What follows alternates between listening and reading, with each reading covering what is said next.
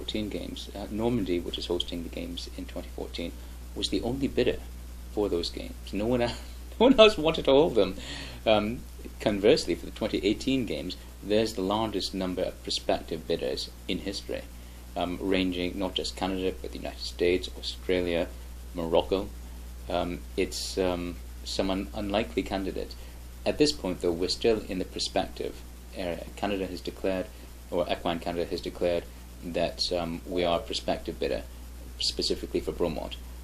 We now have Bromont now has about a year to put together a bid package, and there are two phases to that. The first is that Bromont has to itself be convinced that this is something it wants to do and feels able to do, and Equine Canada, as the national federation, has to certify the bid. It's a significant undertaking. The last games that were held in Kentucky had an operating budget, putting aside capital investment, just an operating budget of about $70 million. And the total budget, including capital investments, I've heard various figures, but they go upwards of $150 million. That is a level of funding that goes far beyond anything that has ever happened on Canadian soil, far beyond it. Our colleagues at Bromont do not want for nerve, verve, and ambition, and I credit them for that. I have no doubt that Bromont, as a competition venue, is fully capable of coming up to WEC standards, no doubt whatsoever. And I also have no doubt that the town of Bromont is fully committed to the bid process. I've met the mayor of Bromont many times now, and travelled to Kentucky with her to meet with as well as representatives of the Bromont Equestrian Centre, to meet with the organisers in Kentucky. So they have the time now to try to put together their package.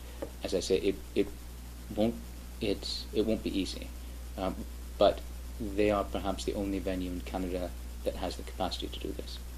Now, when you say, okay, it's $17 million, who pays for that?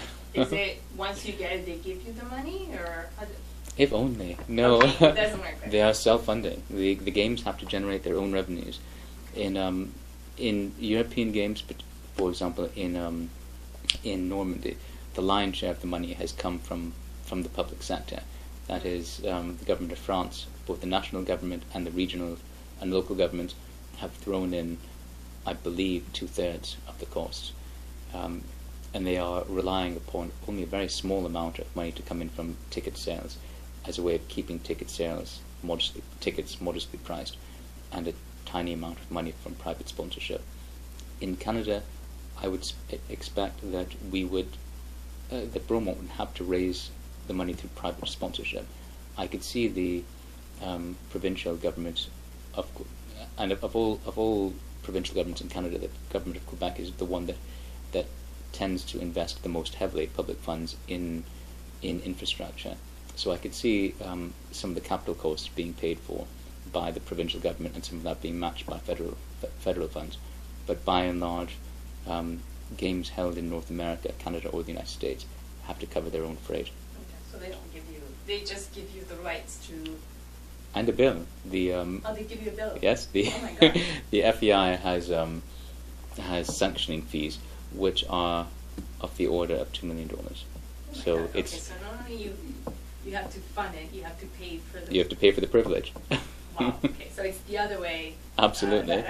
So they're not. Okay, here's the money we invested. That's why it's so extraordinary that so many countries want to do this. That's bizarre, isn't it?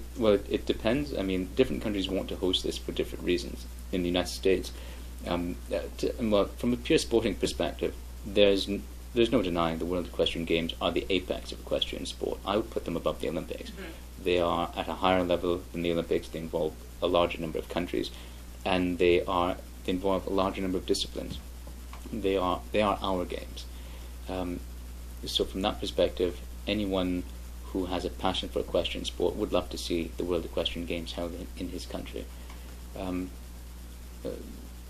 The cold, hard calculus of is it in the best interest of a country to host it vary from country to country.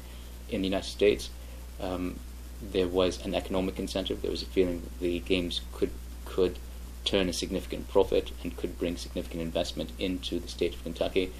They had the misfortune of budgeting for their games when times were very economically good and actually holding the games in the middle of a recession. So that obviously adversely affected their calculations.